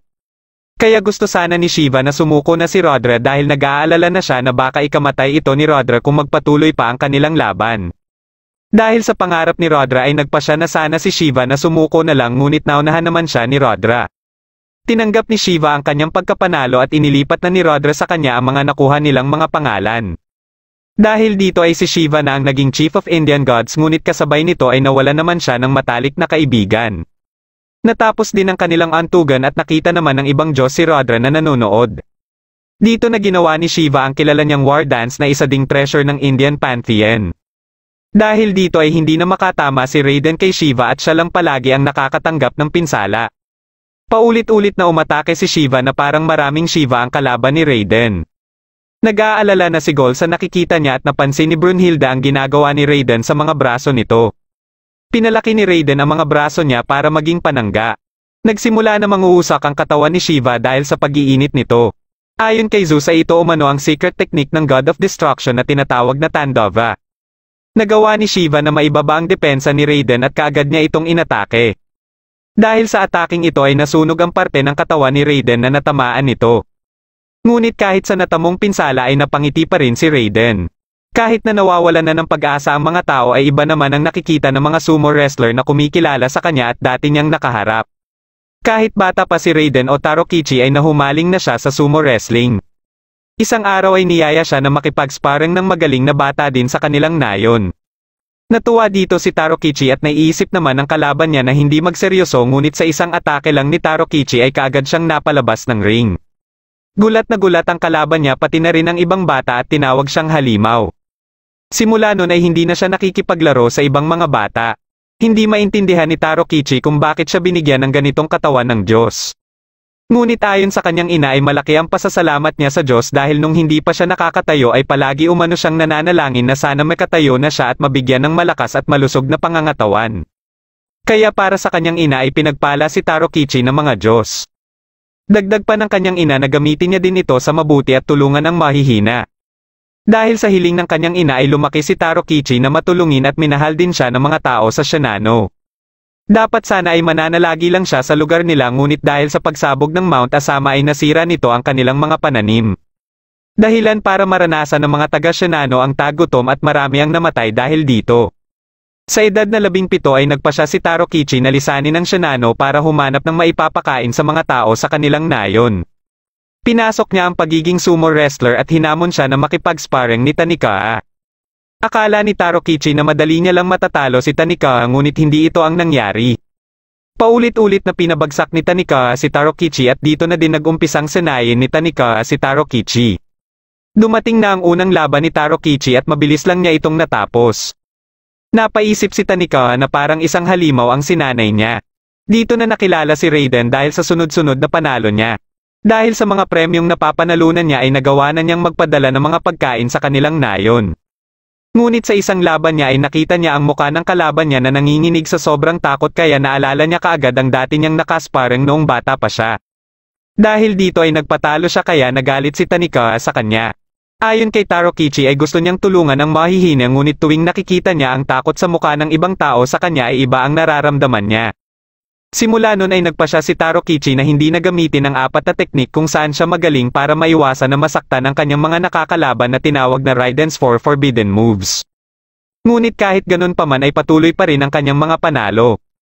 Sa 285 na laban ay 254 ang napanalunan niya, 10 ang talo, 14 ang undecided, 2 ang tabla at 5 ang no contest. Ang 10 talo at 2 tabla ay kontra sa lower ranked wrestlers kaya sinadya niya ito. Sa madaling salita ay para na rin siyang undefeated kaya binansagan siyang unrivaled Rikishi. Ngunit natapos ang karera ni Tarokichi sa sumo wrestling na hindi man lang nagagamit ang buo niyang lakas. Natutuwa sila Tanika na maipapakita ni Raiden ang sumo wrestling na gusto nito. Inumpisahan na ni Raiden ang kilala nitong entrance ritual kaya nagsisigawan na din ang mga sumusuporta sa kanya. Ginamit ni Raiden ang open palm thrust at sa tulong ng Volunder ay nalipat ang buo nitong lakas sa palad niya. Sinubukan ni Shiva na sanggain ito gamit ang dalawa niyang kamay ngunit dahil sa sobrang lakas nito ay parehong naputol ang pinansangga niya at dumiretso ito sa mukha niya. Tinatawag ang ultimate open palm thrust na ito na Yatigiriso. Muling bumangon si Shiva at hindi makapaniwala si Ares sa ataking ginawa ni Raiden na ayon kay Zeus ay baka nadurog ang bungo ni Shiva kung hindi nito pinangsangga ang mga kamay nito. Nagsimulang magsilabasan ang mga dugo sa katawan ni Raiden at nakakaramdam din ito ng sobrang sakit. Ayon kay Brunhilde ay dahil umano ito sa biglaang pagbabalik ng kanyang mga kalamnan. Kahit si Trude ay nahihirapan na makontrol ito kaya nakakagulat din na nakakatayo pa rin si Raiden. Nakiusap si Raiden kay Trude na mas pabilisin pa nito ang galaw ng kanyang mga kalamnan. Nababahala naman si Trude sa posibleng epekto nito sa katawan ni Raiden ngunit kahit alam ito ni Raiden ay ito umano ang kailangan niya. Gusto niyang magamit ang buo niyang lakas kahit na nakasalalay pa dito ang kanyang buhay. Wala nang nagawa si Trude kundi sundin ang gusto ni Raiden. Nakita ni Shiva si Rudra na nanonood sa kanya at napansin niya din ang ginagawa ng ibang Indian gods. Dahil dito ay nagpasya si Shiva na gamitin ang teknik na hindi niya pa ni minsan nagagamit. Ayon sa alamat, pagsapit ng tamang panahon ay sasayaw si Shiva ng Tandava at wawasakin ang mundo. Ngunit masusunog naman siya at gamit ang abo niya ay lilikha siya ulit ng mundo at tinatawag itong Tandava Karma. Nakikita naman ni Brunhilde ang pagkakapareho umano nila Raiden at Shiva na lalong lumalakas dahil sa daladala nilang pag-asa at pangarap ng mga kasamahan nila. Muling naglaban ang dalawa at nagpapalitan ng malalakas na atake. Kaagad namang nasusunog ang parte ng katawan ni Raiden kapag natatamaan ito ni Shiva. Kaya nakikita ni Brunhilde na mas mahihirapan pa si Raiden kapag mas tumagal pa ang labanan. Kampante naman si Ares na nakakalamang na si Shiva ngunit hindi sang-ayon dito si Hermes. Nakikita din nito na posible ding masunog si Shiva dahil sa teknik nito at may Yatigiriso pa din si Raiden. Nahihirapan naman si Raiden na patamaan si Shiva habang umiiyak na din ang ina niya. Paulit-ulit na sinuntok ni Shiva si Raiden ngunit malaki pa rin ang tiwala ni Tanika kay Raiden. Nakabawi si Raiden nang magkauntugan sila at tuluyan na ding naputol ang isang kamay ni Shiva. Matapos sumigaw ni Rudra ay nabuhayan uli si Shiva at sabay silang umatake ni Raiden. Dahil sa matinding labanan ng dalawa ay napapasabay na nito ang lahat na manonood mapatao man o mga Diyos. Parehong may matinding dahilan ang dalawa para ipanalo ang laban at kasalukuyan nilang ginaganap ang kanika nilang pinakamatinding laban sa kanilang buhay. Nagpasya na si Raiden na gamitin muli ang Yatigiriso at balak naman itong tapatan ni Shiva. Pagka-atake ni Raiden ng Yatigiriso ay ginamit naman ni Shiva ang Deviloka. Nanaig dito ang Deviloka ni Shiva kaya nahati ang buong braso ni Raiden. Napangiti si Raiden at nagpasalamat kay Shiva dahil sa nagamit umano nito ang buo niyang lakas kaya wala na din siyang pinagsisisihan. Nagulat si Shiva sa sinabi ni Raiden at nakiusap si Raiden kay Trude na tanggalin na sa kanyang katawan ang Volunder at oras na umano para magpaalam. Inatake ni Shiva si Raiden at habang papalabas siya ng arena ay unti-unti na ding naglalaho si Raiden. Nanalo sa laban si Shiva at nagbigay respeto naman kay Raiden ang mga kasamahan nito. Nakita ni Shiva si Rudra at ilang segundo makalipas ay dumating dito si Zeus. Nasabi ni Shiva kay Zeus na nakakamangha pala talaga ang mga tao na sinang-ayunan naman ni Zeus. Hindi mapigilan ni Gol na maiyak kahit na alam niya na umano na para ito sa mga tao. Nakiusap naman si Brunhilde kay Gol na hayaan muna siyang mapag-isa. Hindi din mapigilan ni Brunhilde na maging emosyonal at naiisip na mas humihina pa siya sa kanyang inaasahan ngunit gayon pa man ay kailangan niyang isalba ang mga tao. Pinuntahan naman ni Zeus si Buddha para sabihin dito na gusto niya umanong ito ang lumaban para sa ika-6 na laban. Napatanong si Buddha kay Zeus kung ganito ba talaga nito kagusto na wakasan ang mga tao. Sumagot naman si Zeus na ayaw niya lang umano na natatalo. Sumang-ayon si Buddha na lumaban sa ika-6 na laban at niyakap niya din si Zeus. Pumunta si Gol sa infirmary para maghanap ng bandage para sa sugat ni Brunhilde. Nakarinig siya dito nang nag-uusap at nakita niya sa isang silid sila Abiso na pinag-uusapan si Buddha habang ginagamot ang kanyang sugat. Nabanggit ni Abiso ang pangalang Zero ngunit hindi ito kilala ni Gol. Dito na dumating ang ibang miyembro ng Seven God of Fortune at dahil sa pagkagulat ay napunta siya sa loob ng silid. Kaagad siyang pinalibutan at pinaghinalaan ng mga ito na nakikinig sa usapan nila Abiso. Biglang may nagsalita na nagtsatsa at ito pala ay si Jack the Ripper. Sa pag-uumpisa ng ika-6 na laban ay unang ipinakilala ang magre-representa sa panig ng mga Diyos at ito ay si Buddha. Ngunit pagkapasok ni Buddha ay lumipat siya banda sa mga tao. Katapos ay inagaw niya ang Gjallarhorn ni Heimdall at inanunsyo na siya umano ang lalaban sa panig ng mga tao na ikinagulat ng lahat. Matapos mapagtanto ng 7 Gods of Fortune na si Jack the Ripper ang nag-aalok sa kanila ng tsa ay kaagad na naghanda si Abiso. Pero pinigilan nito ni Bishamenten at sinabihan ang lahat na aalis na sila. Binalaan naman ni Abiso si Gold sakaling ipagsabi nito kahit kanino ang mga narinig nito. Nakahinga ng maluwag si Gold at dito lang nalaman ni Jack na yun pala ang 7 Gods of Fortune. Dahil sa nakikita ni Jack na kulay sa mga ito ay napasabi ito ng mga matitinding kaaway ito ng mga tao. Inalok nito si Gold ng tsa kaya napansin ni Gold ang bendahe nito dahilan para maalala niya ang naganap na laban nito at ni Hercules pati na din ang mga nasabi niya kay Brunhilda. Pinayuhan niya si Jack na dapat umano ay manatili lang muna siya sa higaan dahil sa mga natamong pinsala nito kaya naalala ni Jack sa kanya si Hercules. Kinuha niya ang mga kailangan niya para sa sugat ni Brunhilda at mabilis ding umalis dito. Matapos ang ginawang anunsyo ni Buddha ay kaagad siyang hinusgahan bilang traidor sa panig ng mga Diyos. Dahil sa sobrang ingay na sa loob ng arena ay nainis na din si Buddha at sinira ang Gjallarhorn ni Heimdall. Katapos ay sinabi nito na kung hindi umano ililigtas ng mga Diyos ang mga tao ay siya ang gagawa nito. Dagdag pa nito na kung sino mang Diyos ang hahadlang sa kanya ay ililigpit niya. Hindi makapaniwala ang mga manonood sa kanilang mga narinig. Hindi na din napigilan ni Odin ang galit nito dahilan para maglabas ito ng napakalakas na aura. Napatanong na din si Gold kay Brunhilde kung bakit sa panig nila lalaban si Buddha. At kaagad din nitong naisip na parte din ito sa pinaplano ni Brunhilda. Dito na sinabi ni Brunhilda na hindi si Buddha ang klase na susunod na lang sa utos ng iba. Ilang minuto bago magsimula ang ika-6 na laban habang katatapos lang magluksa ni Brunhilda ay nag-usap sila ni Buddha. Sinabi ni Buddha kay Brunhilda na gusto umano ni Zeus na lumaban siya para sa ika-6 na laban. Pero gusto niya ay lalaban siya para sa panig ng mga tao.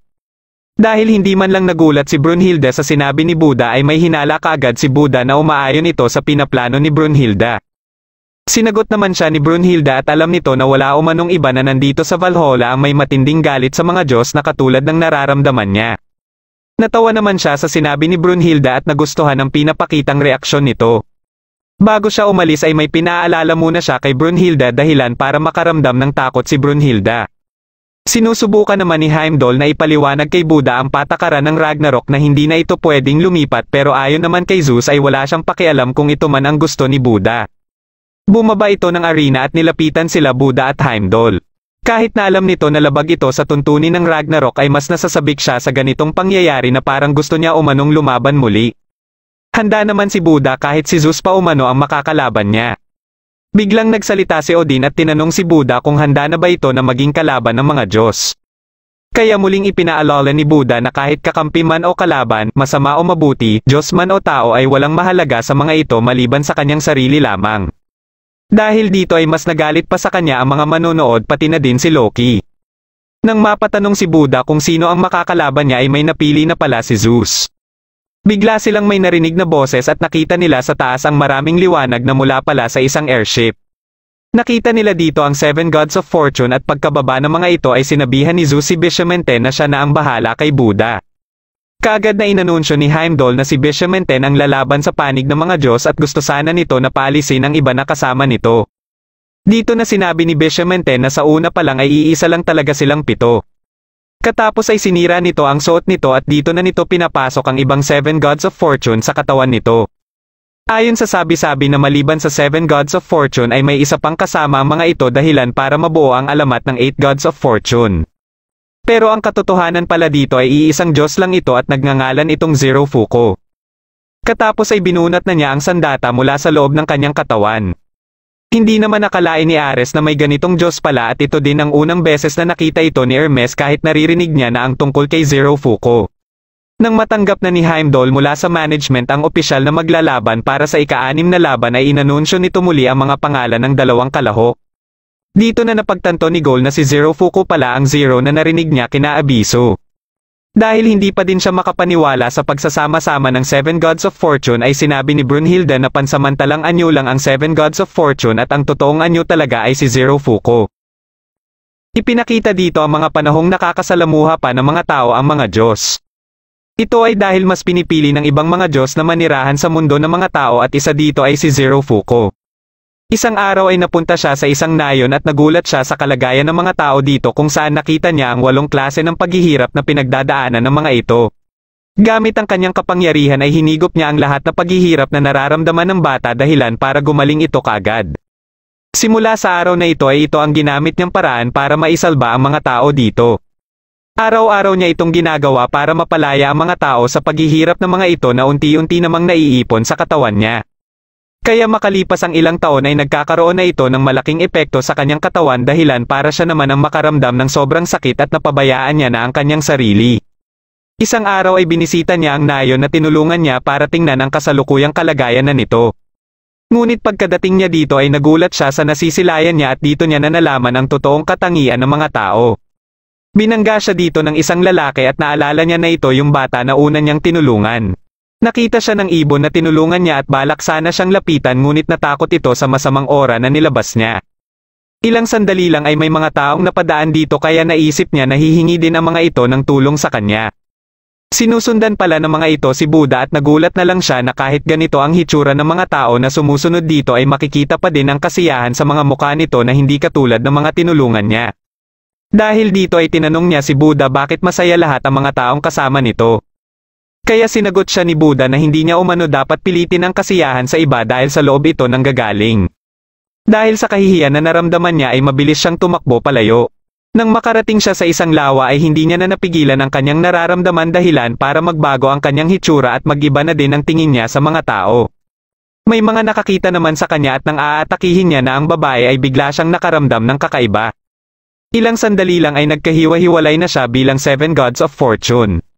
Habang patuloy ang paninisi ni Zero Fuko kay Buddha ay pinatikim ito ni Buddha ng sipa nito at napatanong din si Buddha kung nagkita na ba sila ni Zero Fuko. Mas nagalit pa dito si Zero Fuko at pinulot ang nakakatakot niyang sandata. Sa inis nito ay paulit-ulit nitong inatake si Buddha ngunit madali lang itong naiiwasan lahat ni Buddha. Dito na nagsilabasan ang mga mata sa palakol nito kaya napatago na lang si Goal sa takot. Napansin naman ni Ares na parang mas lumaki pa ito na ayon kay Zeus ay dahil ito sa pag-absorb nito ng misfortune. Ibig sabihin na habang mas nakakaranas ito ng pagdurusa ay mas lolaki pa ito at mas magiging mapaminsala sa labanan dahilan para tawagin itong catastrophe. Pag-atake muli ni Zero Fuko ay nadamay na nito ang kinaroroonan ng mga manonood dahil sa sobrang lakas ng sandata nito. Dahil naman sa magandang galawan ni Buddha ay naalala ni Goal na parang katulad ito sa abilidad ni Kojira pero ayon kay Brunhilde na iba ito kay Kojira dahil nakuha ni Kojira ang abilidad nito mula sa karanasan at matinding ensayo. Pero ang kay Buddha ay nakakakita talaga ito ng hinaharap at tinatawag itong Samyak Sambodhi Alaya Vijnana. Dito na nalaman ni Zero Fuko na nahuhulaan pala ni Buddha ang lahat na atake niya at para sa kanya ay isa itong pandaraya. Bigla namang may nakita si Buddha kaya nang mapansin din nila Goal na hindi na gumagalaw si Buddha ay naisip kaagad ni Brunhilde na siguradong may nakita ito na mangyayari. Nagulat na lang ang lahat sa sobrang paglaki ng catastrophe at dito lang napagtanto nila Brunhilde na ito pala ang dahilan bakit hindi na gumalaw pa si Buddha. Pero bago pa man tumama kay Buddha ang catastrophe ay inihanda na nito ang 6 realm staff. Kaya pagkatome sa kanya ng catastrophe ay nakagamit na siya ng realm 4 o ang Shield of Ahimusa dahilan para masangga niya ito. Ayon kay Brunhilde ay isa ding divine treasure ang gamit ni Buddha na 6 realm staff. Nagbabago ang anyo nito base na din sa emosyon ni Buddha at dahil sa naramdaman na takot ni Buddha ay napalabas nito ang shield. Matapos nitong maitulak ang catastrophe ay binago na naman ni Zero Fuko ang anyo nito kaya ginamit din ni Buddha ang realm 2 na animal realm at tinatawag na Club of Nirvana. Naramdaman ni Buddha na gusto nito na sumugod siya kaya sinunod niya ito at na-counter niya ang atake ni Zero Fuko. Napatanong naman si Goal kung ano kayang klaseng emosyon ang meron si Buddha nang palabasin ang bat kaya sinabi ni Brunhilde na si Buddha talaga ang tunay na pinakamakapangyarihan na nagbibinata dahil sa namumuhay ito sa gusto nito at hindi napipigilan ng kahit ano. Ipinanganak si Buddha sa pangalang Siddhartha at isang prinsipe ng Shakya clan. Dahil sa estado niya sa buhay ay nakukuha niya lahat ng gusto niya. At sa pangako na din ng Diyos na balang araw ay magiging hari siya ng buong mundo ay nag-aantay sa kanya ang magandang kinabukasan. Kaya lumaki siya sa kung ano ang inaasahan ng marami sa kanya dahilan para mapanatag ang hari o ang kanyang ama sa kinabukasan ng kanilang angkan. Minahal siya ng kanilang mga nasasakupan dahil sa kanyang busilak na puso. Isang araw habang pinagmamasdan niya ang isang ibon na akala niyang walang sino man ang makakapigil ay bigla itong inatake ng isa pang ibon at dahil dito ay may bigla siyang napagtanto. Bumisita siya sa kaharian ng Malla na isa din sa 6 Great Kingdoms ng ancient Northern India. Pinamumunuan nito ni King Jakata na isa sa malayong kamag-anak niya. May malubhang sakit si Jakata at habang nag-uusap sila ay napatanong na lang ito kung para kanino ba umano ito nabuhay. Kasabay nito ang marami pang katanungan nito na hindi pa umano nito nalalaman ang mga kasagutan. Makalipas ang ilang araw ay pumanaw na ito at habang nasa daan sila Buddha papunta sa palasyo ng Malla ay nakamit ni Buddha ang enlightenment nito. Bumaba ito ng kabayo at biglang tumawa ng malakas habang tumutulo ang mga luha nito. Katapos ay pinuntahan nito ang kinaroroonan ni Jakata at kinuha ang katawan nito. Sinusubukan pa ng hari na pigilan siya ngunit wala din itong nagawa sa kanya. Dinala niya ito sa ilog at pinasabay ito sa daloy ng alon ng tubig. Katapos ay umalis siya ng palasyo at nagsimulang maglakbay. Sa kanyang paglalakbay ay nadaanan niya ang mga kalalakihan na nagsasagawa ng asceticism at binigyan niya ng pagkain ang isa sa kasamahan ng mga ito na bumagsak dahil sa sobrang pagkagutom. Hindi siya sang-ayon sa mga ganitong gawain at kahit ang isasakripisyo sanang babae ay iniligtas din niya. Ayon kay Brunhilda ay ayaw ni Buddha sa mga tumatanggi sa panloob na kaligayahan at sinumang nagpupuwersa ng tadhana sa iba. Binago na naman muli ni Zerofuko ang anyo ng sandata nito pero hindi nito magamit ng maayos kay Buddha. Nang ginawa ito ni Zerofuko na anyong espada ay ginamit na ni Buddha ang Realm 1 o ang Axe of Lokapala. Nagpalitan sila ng kanilang mga atake gamit ang kanilang mga sandata. Hanggang sa magkaroon ng pagkakataon si Buddha na mapuruhan si Zerofuko pero hindi ito ininda ni Zerofuko. Ginamit ni Zerofuko ang Kataxatrophy Storm Formation at pagkaatake nito ay ginamit naman ni Buddha ang Realm 3 o ang Vajra of Aksaya. Ginamit niya ito na panangga sa walang tigil na atake ni Zerofuko at nang siya naman ang umatake ay biglang nabalik sa orihinal na anyo ang Kataxatrophy. Dahil sa paghanga ng mga tao sa pinapakita ni Buddha ay muli na namang nanginig sa galit si Zerofuko at biglang inatake si Buddha na madali lang nailaga ni Buddha. Sinabihan ito ni Buddha na dapat mahalin nito ang sarili at may mga sinabi pa si Buddha na ikinainis ni Zerofuko. Pero nang makita nito ang mukha ni Buddha ay muli nitong naalala ang pangarap nitong maging kagaya ni Buddha na minamahal ng lahat. Dahil dito ay nawalan ng kapangyarihan ang Kataxatrophy at binitawan din ni Buddha ang sandata nito para ipagpatuloy nila ang kanilang laban gamit lamang ang kanilang mga kamao. Kaagad na sumugod si Zerofuko at nagsimula ang palitan nila ng kanilang mga suntok. Dahil dito ay nadadala din nila sa aksyon ang mga manonood. Habang patuloy ang palitan nila ng mga atake ay nakakaramdam naman ng kasiyahan si Zerofuko. Nang mapuruhan ito sa muka ay dito na ito bumalik sa orihinal na anyo nito. Binanggit ni Zerofuko ang mga plano nito sa pagsisimula nito muli pero hindi nito alam na papalapit na pala sa kanya ang mga sungay na natanggal. Pagkadikit muli ng mga ito kay Zerofuko ay bigla itong humaba at pumasok sa katawan nito. Katapos ay lumabas naman mula sa katawan nito ang dalawang dragon. Pagkalapit ng mga ito kay Zerofuko ay sinubukan pa ni Buddha na iligtas ito pero naunahan siya ng mga dragon na makuha si Zerofuko. Naging parang itlog ang hitsura nito at nang mapisa ito ay hindi makapaniwala ang mga manonood sa kanilang nakita. Mabilis na napatras si Buddha pero hindi pala dahil sa nakita niya ang hinaharap kundi dahil hindi niya pala makita sa nilalang na ito ang hinaharap. Sa sobrang pagkagulat ni Brunhilda ay napaluhod na lang ito dahil hindi niya din ito kilala. Tinanong ito ni Buddha kung nasaan na si Zerofuko at kaagad itong sumagot na wala na umano si Zerofuko. Katapos ay nagpakilala itong si Hajan o Papias at nang tinanong ito ni Buddha sa kung ano ang gusto nito ay sinabi ni Hajan na sabik na siya na subukan ang kanyang kapangyarihan. Napatanong si Ares kung isa ba itong Diyos pero hindi din pala ito alam ni Hermes. Bigla namang may sumagot kay Ares na hindi umano ito isang Diyos. Pagkalingon dito ni Ares ay nagulat na lang ito at pinagpawisan nang makita kung sino ito. Kaagad itong tumayo mula sa pagkakaupo nito para ibalik ang upuan na pagmamayari ng Diyos na ito. Ito pala ay si Hades na pumunta dito sa Valhalla matapos malaman ang pagkatalo ni Poseidon. Bigla namang napatanong dito si Zeus kung ano ang nalalaman nito kay Hajan. Ayon kay Hades ay isang legendary berserker ng Netherworld o Helheim si Hajan. Sa lahat ng mythologies ay binubuo ng 3 planes ang mundo. Una ay ang Realm of Gods and Souls na Valhalla na susundan ng Realm of Humans and Creatures na Midgard at ang pangatlo ay realm na kilala bilang Impyerno o ang Helheim. Dagdag pa ni Hades na may alamat sa Helheim na kung pagsasamahin ang pinakamaliwanag na ilaw at ang pinakamadilim na anino ay magigising ang Horns of Hell at isisilang ang walang hanggang kadiliman at ito ay ang Devil King of the Sixth Heaven Hajan. Pero kahit si Hades na hari ng Helheim ay hindi pa ni minsan nakita si Hagen. Gusto niyang malaman kung bakit ang Diyos ng Valhalla ay naging si Hagen. Matapos maglabas ng sandata ni Hagen ay mabilis nitong inatake si Buddha na kaagad ding sinangga ni Buddha.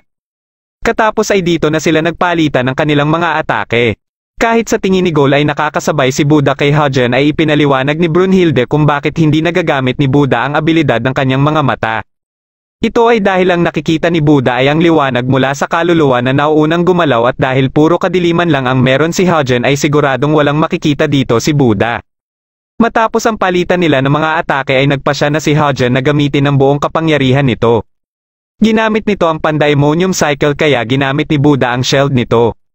Ngunit tumagos pa din ito sa shield at natamaan nito ang mata ni Buddha. Plano pala ni Hagen na punteryahin ang ulo ni Buddha pero nagawa ni Buddha na maiwasan ito. Muli itong naglabas ng ibang klase na sandata at pinupunterya nito ang bahagi kung saan ang blind spot ni Buddha. Dahil dito ay iniba ni Buddha ang anggulo nito na napansin naman ni Hermes. Nagpatuloy ang pag-atake ni Zero Fuko at kahit nag-iba na ng anggulo si Buddha ay nakakalamang naman sa bilis si Zero Fuko dahilan para mapuruhan pa din ito si Buddha. Dahil sa lakas na ipinapakita ni Hagen ay naikwento ni Hades ang isang pangyayari umano sa Helheim nung bago pa niya ito pamunuan. Ito ay nung winasak ni Hagen ang kalahati ng Helheim at isang araw ay bigla na lang itong nawala. Ilang siglo na ang nakalipas pero hindi pa din ito bumabalik. Napatanong naman si Hermes kung bakit kaya nandito ngayon si Hagen. May isang rason naman na naiisip si Hades at ito ay may kung sino ang matagumpay na nakakuha ng maliit na parte ni Hagen. At katapos ay pinag-eksperimentuhan ito at inilagay sa ulo ni Zero Fuko. May isang Diyos na naiisip si Hades na pwedeng gumawa nito at naisip din kaagad ni Hermes kung sino ang tinutukoy ni Hades at ito ay si Beelzebub. Nagawa ni Hagen na matamaan ang paa ni Buddha kaya napatras muna ito. Dahil sa paulit-ulit na binabanggit ni Hagen ang salitang judgment ay naisip ni Buddha na buhay pa si Zero Fuko. Pero ayon kay Hagen ay nilamon niya na umano ito at may mga kung ano pa itong sinabi na panglalait kay Zero Fuko kaya nagalit na dito si Buddha. Dahil dito ay nagpasya na si Buddha na ililigpit nito si Hagen. Ginamit niya ang Realm 5 ngunit dahil sa sobrang galit na nararamdaman niya ay nagtransform ito sa anyo na kahit siya ay hindi pamilyar dito at ito ay tinatawag na Warside of Sala kaya. Sumugod sila pareho ng sabay at ginamit ni Buddha ang atake nito na Karma ni Rhodes Samsara ngunit nasanggalang ito ni Hagen. Nang si Hagen na ang aatake ay may follow-up na atake pa pala ang naunang atake ni Buddha na sa Svata. Bagamat natabla nito si Hagen dahil sa pagsangga dito gamit ang kamay nito ay napuruhan naman si Buddha ng sandata nito. Tinanong siya ni Hagen kung ano-umano ang gusto niyang sabihin bago siya iligpit nito. Kaya sinabi muli ni Buddha ang nauna niya nang sinabi na kung hindi ililigtas ng mga Diyos ang mga tao ay siya ang gagawa nito. At ililigpit niya ang sinumang Diyos ang hahadlang sa kanya. Dahil mapuputol niya na ang kamay ni Hagen ay sinipa siya nito. Hindi makapaniwala si Hagen na may natitira pang lakas si Buddha na hawakan ang sandata nito kahit malala na ang pinsalang na ibigay niya dito. Inatake niya ito ng paulit-ulit at sinusubukan ni Buddha na sanggain ito lahat. Para sa mata ng ibang manonood at kay Ares ay sobrang dihado na si Buddha sa kalagayan nito pero iba naman ang pagtingin ni Hades. Nakikita ni Hades sa mga mata ni Buddha na hindi pa ito sumusuko at kahit sila Hermes at Zeus ay nakikita ang pinaplano ni Buddha na teknik na pagbuhay sa isang patay. Sa isang malakas na atake ni Hagen ay napatras nito si Buddha pero nakatayo pa din ito. Dahil sa ipinakitang reaksyon ni Hagen ay nararamdaman na ni Hades na natatakot na ito kay Buddha. Hindi matanggap ni Hagen na nakakaramdam siya ng takot kaya tinanggal niya ang isa niyang braso para gawin itong sandata. Nang aatake na sana ito ay sumugod din si Buddha pero nasira ni Hagen ang sandata ni Buddha dahilan para bumalik ito sa orihinal na anyo nito. Sinamantala ito ni Hagen na atikihin si Buddha dahilan para masira na ng tuluyan ang sandata nito. Habang papalapit sa kanya si Hagen ay nagising siya na may liwanag sa likod niya. Nang sinusubukan niyang abutin ito ay nakaramdam siya na may humawak sa kamay niya kaya kaagad siyang nagkamalay. Nang tiningnan niya ang kamay niya ay napatawa na lang siya dahilan para magtaka dito si Hagen. Kahit ang mga manonood ay nagtataka na tumawa siya ng malakas. Pagkabangon niya ay nagulat na lang si Hagen na hawak-hawak niya na ang Kataxe Trophy. Nararamdaman niya na nandito si Zero Fuko at ginamit niya ang Samavedana at si Zero Fuko ang nagsilbi niyang Volunder. Nagtransform ito bilang Sword of Mahapanirvana Zero. Gamit ito at ang espada din na sandata ni Hagen ay nagpalitan sila ng kanilang mga atake. Dahil dito ay mas umingay ang buong arena at kasama sa sumusuporta para kay Buddha ay si Jakata. Habang paulit-ulit na tinatanong ni Hyojin ang sarili nito bakit hindi pa din natatalo si Buddha ay parehas nilang napuruhan ang isa't isa. Kahit na may ipinapakitang pag-asa si Buddha ay hindi pa din nakakasiguro sila Soji at Kojiro dahil sa pinsalang natamo nito. Pagkasugod ni Buddha ay naramdaman nito ang sakit mula sa natamo nitong pinsala kaya sinamantala ito ni Hyojin at inunahan siya ng atake. Nagawa niya itong masangga at nang matanggal niya ang sandata ni Hyojin ay inatake niya ito kaagad na hindi na nagawang masangga ni Hyojin. Iniisip nila Zeus na posibleng tapusin na ni Hyojin ang laban dahil wala na ding sapat na lakas si Buddha. Pero hindi ito ang nakikita ni Hades dahil sa ginagawang estilo ni Buddha sa pagsasangga kahit pwede naman itong ilagan lang ang mga atake ni Hyojin. Napapansin na din ni Gold na parang pumapangit na ang mga atake ni Hyojin kaya naisip ni Brunhilde ang posibilidad na nakikita na ni Buddha ang mga galaw nito.